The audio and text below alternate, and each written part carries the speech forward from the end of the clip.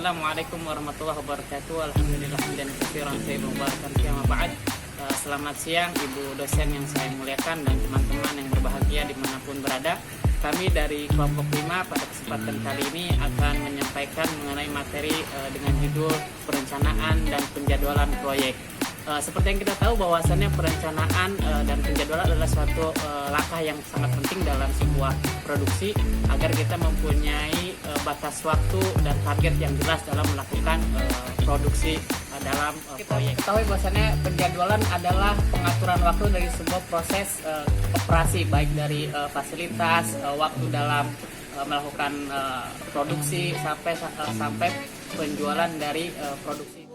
Dalam penjadwalan, pendekatan yang paling populer yaitu namanya diagram Gantt atau Gantt chart yang akan membantu untuk memastikan bahwa yang pertama semua kegiatan telah direncanakan, kemudian yang kedua urutan kerja telah diperhitungkan, yang ketiga perkiraan waktu telah tercatat dan keseluruhan waktu proyek telah dibuat.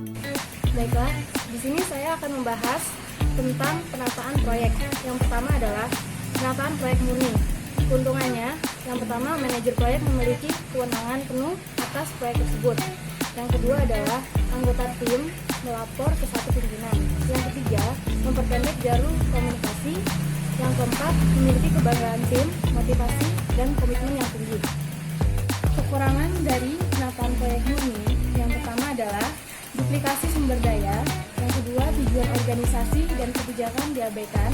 Yang ketiga, kurangnya transfer teknologi. Yang keempat, anggota tim tidak memiliki kawasan fungsional seperti tempat kerja pribadi. Yang kedua adalah penataan proyek fungsional. Keuntungannya, anggota tim dapat bekerja pada beberapa proyek. Keuntungan yang kedua, keahlian teknis dipertahankan dalam era fungsional. Yang ketiga, wilayah fungsional adalah tempat pribadi setelah proyek selesai. Dan yang keempat adalah memerlukan pengetahuan yang khusus. Tantangan dalam penataan proyek fungsional adalah aspek proyek tidak secara langsung terkait dengan era fungsional dan cepat mengalami perubahan. Tantangan proyek yang ketiga adalah penataan proyek matriks. Keuntungannya, meningkatkan komunikasi internal dan pembagian tanggung jawab yang tepat, serta meminimalkan duplikasi sumber daya. Dan kekurangannya adalah terlalu banyak pimpinan, tergantung pada kemampuan negosiasi manajer proyek. Ya, sekarang mau jelasin tentang diagram analisa jaringan, yang dimana diagram analisa jaringan bertujuan untuk membagi keseluruhan proyek-proyek menjadi kegiatan-kegiatan menurut struktur pecahan kerja.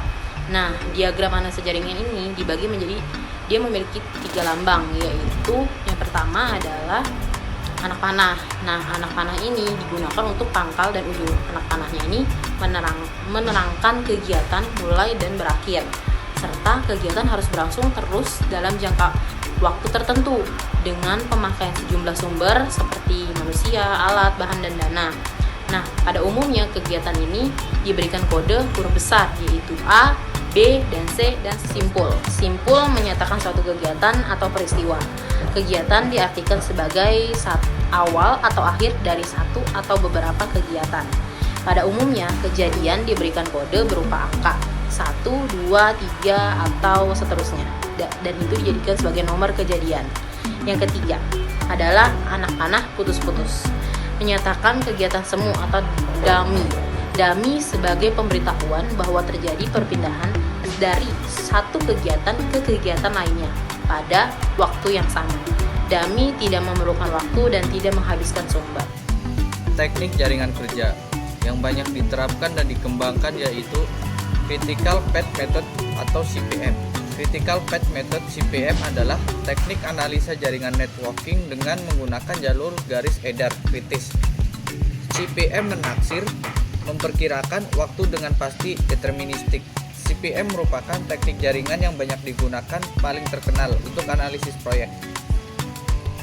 CPM bertujuan untuk mengidentifikasi garis edar jalur kritis sebagai garis edar jalur yang berisi kejadian-kejadian yang tidak memiliki kesenjangan sehingga akan diperoleh 1. Waktu mulai dari selesai paling cepat.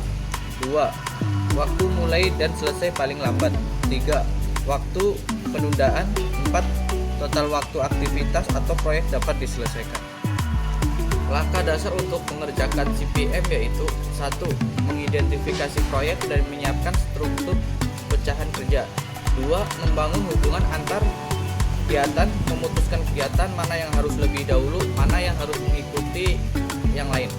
3. Menggambarkan jaringan yang menghubungkan keseluruhan kegiatan. 4. Menetapkan perkiraan waktu dan atau biaya untuk tiap kegiatan. 5. Menghitung jalur waktu terpanjang melalui jaringan, ini yang disebut jalur kritis. 6. Menggunakan jaringan untuk membantu perencanaan, penjadwalan, dan pengendalian proyek. Penjadwalan kejadian. Seperti yang telah dibahas sebelumnya, waktu untuk masing-masing kejadian dapat dikembangkan lebih lanjut, sehingga diperoleh waktu mulai dan waktu selesai untuk setiap kejadian.